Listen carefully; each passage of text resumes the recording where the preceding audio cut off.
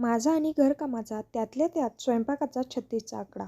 चहाच्या कपाची ने-आण करण्यासाठीही मी कधी स्वयंपाकघरात गेलो नाही. स्वयंपाकघरात जायचे नाही हा घेतलेला वसा काही झाले तरी 60 वर्ष मी टाकलेला नाही. अगदी 40 वर्षांपूर्वी लग्न झाले तेव्हा बायकोला घेऊन नोकरीच्या गावी राहायला गेल्यावरही तिची स्वयंपाकघरातून सुटका होत नसे. तीही अगदी न कुरकुरता स्वयंपाकघर हे विश्वची माझे याप्रमाणे सारे आनंदाने करीत होती आहे. त्या दिवशी सकाळी सकाळी भ्रमणध्वनीवरून एक सूचना आली. अगंचा वाढदिवस. म्हणजे 2 दिवसांनी बायकोचा वाढदिवस होता. 2 दिवस आधीच आठवण व्हावी म्हणून मी गुगल महाराजांना तशी विनंती केली होती. तेही बिचारे न चुकता 2 दिवस आधी सूचना देत होते. आमचे नवीन लग्न झाले त्यावेळी भ्रमणध्वनी वगैरे काही नव्हते. त्यातच आमची स्मरणशक्ती म्हणजे बायकोचा वाढदिवस विसरू नये म्हणून मी दरवर्षी दिनदर्शिका विकत घेतल्याबरोबर बायकोच्या वाढदिवसाच्या तारखेला रकान्यात तसे लिहून ठेवत असे. नुकतीच बायकोने साठी ओलांडली होती. आम्हाला एक मुलगा आणि एक मुलगी. दोघे सहकुटुंब परदेशात स्थायिक झालेले. बायकोची 61 साजरी करावी तर वयोपरत्वे शरीरात ठाण मांडून बसलेल्या आजारपणामुळे ते कष्ट ती धावपळ सोसवणार नाही यामुळे मी तो विचार रद्द केला. मी मनातल्या मनात एक योजना आखली. बायकोला कानोकान खबर लागू दिली नाही. फक्त एवढेच सांगितले की 61 नाही तर नाही. आपण रात्री बरोबर 12 वाजता केक कापल्यानंतर मी तिला ती गोळी दिली. तिनेही ती गोळी घेतली कारण दिवसभर फिरणे झाल्यामुळे तिला गोळी घेणे आवश्यक होते. माझ्या योजनेसाठी तिने ती गोळी उशिरा घेणे गरजेचे होते कारण जितक्या उशिरा ती गोळी घेईल तितक्या उशिरा उठणार होती.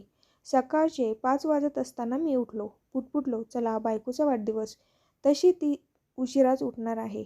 ती उठल्यावर तिला गरमागरम जेवण देऊन आश्चर्याचा धक्का देऊया. दुसरे मन हसत हसत म्हणाले, अहो सुगरणराव, तुम्ही म्हणे स्वयंपाक करणार, तोही बायकोच्या 61चा? चांगलीच षष्टी होईल. मी चहा करून घ्यावा म्हणून स्वयंपाकघरात गेलो. फ्रीज उघडले. पातेले काढून ओट्यावर ठेवत असताना झाकण काढताच आत दूध दिसताच जग जिंकल्याचा आनंद झाला. दुधाचे पातेले ओट्यावर ठेवून पातेल्याचा शोध घेतला. शोधक नजरेने पातेले हेरले. ते गॅसवर ठेवले. लायटर घेतला. 2-4 वेळा प्रयत्न केल्यानंतर गॅस सुरू होताच दुधाचे पातेले त्यावर ठेवले. साखरपत्तीचा शोध सुरू झाला आणि एका डाव्यात पत्ती दिसली. किती टाकावी समोर प्रश्न येताच 5 चमचे पत्ती दिली टाकून. साखरेचा डबा सापडेना. इकडे चहा उतू जाण्याच्या मार्गावर होता तसा दुसऱ्या मनाने टोमणा मारला, वा बाई वा, बायकोवरील प्रेमामुळे दूधही उतू जाते.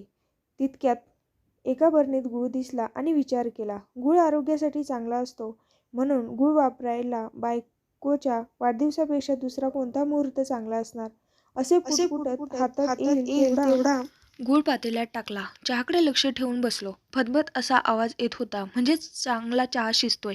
काही वेळाने चिमट्यात पातेले पकडून उतरत असताना चहाकडे पाहिले तर चहा नासला होता. कदाचित शेवटी टाकलेला गूळ दूध पत्तीला पचला नसावा. काय स्वयंपाक करावा, सौभाग्यवतीला काय आवडते असा विचार करीत गॅसच्या ओट्याला टेकून उभा राहिलो. तसे दुसरे मन म्हणाले, जन्मात कधी बायकोला म्हणालास काय की आज तुला आवडते तो स्वयंपाक कर म्हणून? तिने बिचाऱ्याने आज जन्म तुझ्याच आवडीनिवडी जपल्या. तिकडे दुर्लक्ष करून ती मनातल्या मनात करावयाचे पदार्थ ठरवले. भजे करावे म्हणून मी अगोदर भज्यासाठी पीठ शोधले. तेव्हा एका मोठ्या बरणीत पीठ दिसले. हेच असणार भज्याचे पीठ म्हणून तो डबा काढला. किती घ्यावे पीठ? खाणारी तोंडे 2च. त्यात आजारापेक्षा पथ्य भारी म्हणून मी एक ताट काढले. त्यात अंदाजाने पीठ टाकले. तांब्यात पाणी भरून पिठामध्ये टाकताना पाणी भडकन पडले.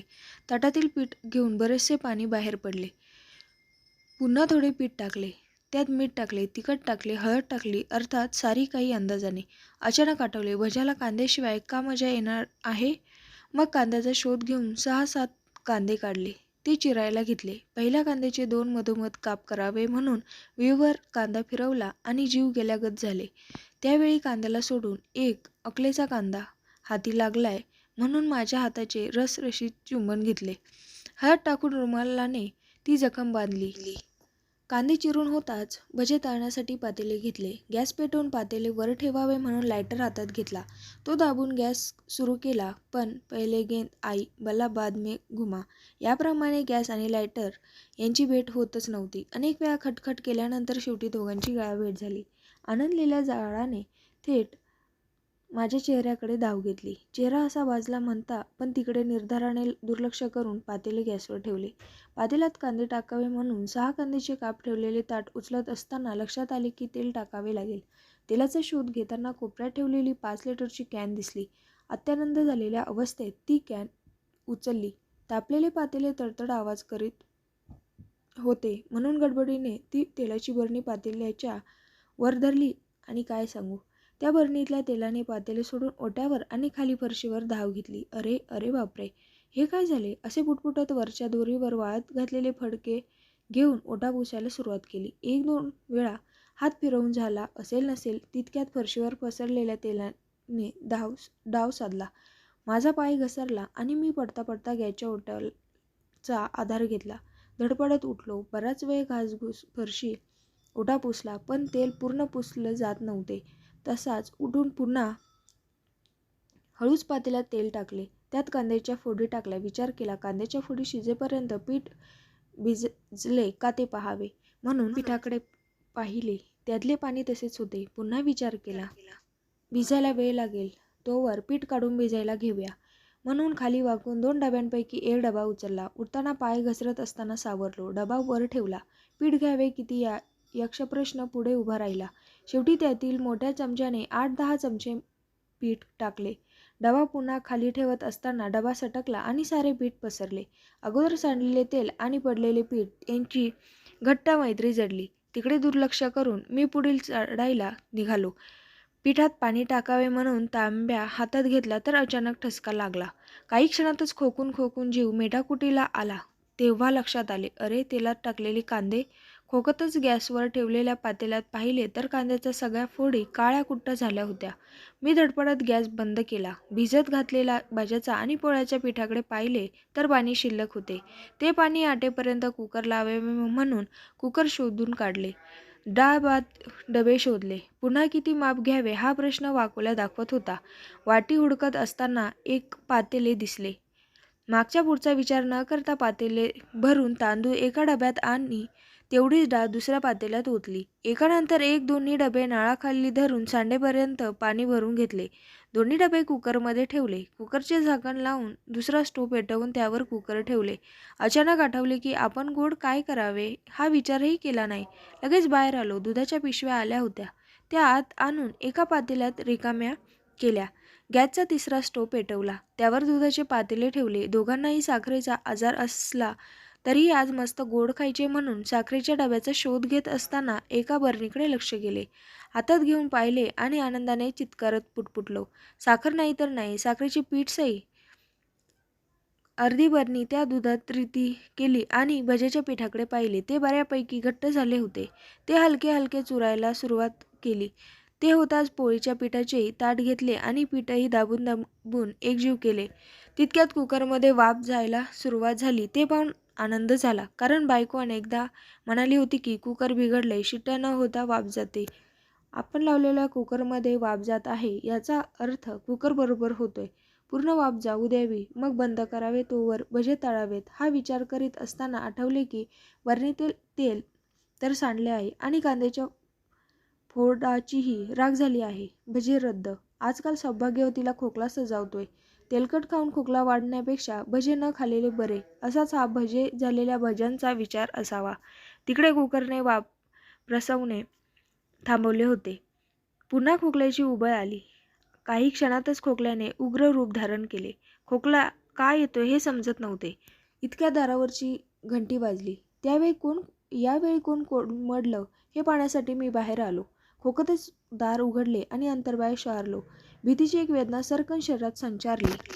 दारात कामवाली बाई उभी होती. मला तसे खोकताना पाहून काय झाले काका असे विचारत ती आत आली आणि खोकल्याने तिचेही जोरदार स्वागत केले. तोंडाला पदर लावून खोकलतच ती आत पोहोचली. मी तिच्या पाठोपाठ निघालो. खोकला अनावर झालेला असताना मनात एक चूक लक्षात आली की मी माझ्या नियोजनात या बाईला गृहीत धरले नव्हते. तिला आज सुट्टी द्यायला हवी होती. आत जाताच तिने अगोदर गॅसची सारी बटणे बंद केली. काका असे कसे कुकर लावले? कुकरला शिट्टी लावलीच नाही तर कुकर होईलच कसे? डाळ तांदूळ जळाल्याने वास सुटलाय आणि हे काय कांदे करपून कोळसा झालाय की हो? हे पीठ कशासाठी? ते भजे करायचे होते. ही ही फिदी फिदी हसत ती पुढे म्हणाली, काका भजी करायला बेसनाचे पीठ घ्यायचे सोडून रवा घेतलाय तुम्ही. आणि हे काय? हे दूध नासलं की? नासलं नाही ग, ताजे दूध आहे. बासुंदी करायची म्हणून तापायला ठेवले होते. हे काय, साखरही टाकली? असे म्हणत मी तिला ती बरणी दाखवली. तशी ती 7 मजली हसत म्हणाली, काका हे साखरेचे पीठ नव्हे तर मीठ आहे. दूध नासणारच की. हे काय भिजवलंय काका? भजे? बासुंदीचा बेत करताय आणि भाकरी करताय? म्हणजे हे भाकरीचे पीठ आहे तर. असे म्हणत मी कपाळावर मारून घेत पुटपुटलो. करायला गेलो एक नि झाले भलतेच. असे पुटपुटत मी मागे वळलो तर आमच्या सौभाग्यवती सत्कार मूर्ती दारात एक हात कमरेवर ठेवून आणि एका हाताने पदर तोंडावर घेऊन हसत असताना त्यांचे लक्ष मी सांडलेले तेल पुसण्यासाठी घेतलेल्या कपड्याकडे गेले. लगबगीने तो कपडा उचलून ती किंचाळत म्हणाली, बाई ग, अहो हे माझे पैठणीवरचे ब्लाऊज होते हो. मुद्दाम इथे वाळत घातले होते हो. ते ऐकत मी काहीही न बोलता मान खाली घालून तिथून काढता पाय घेतला.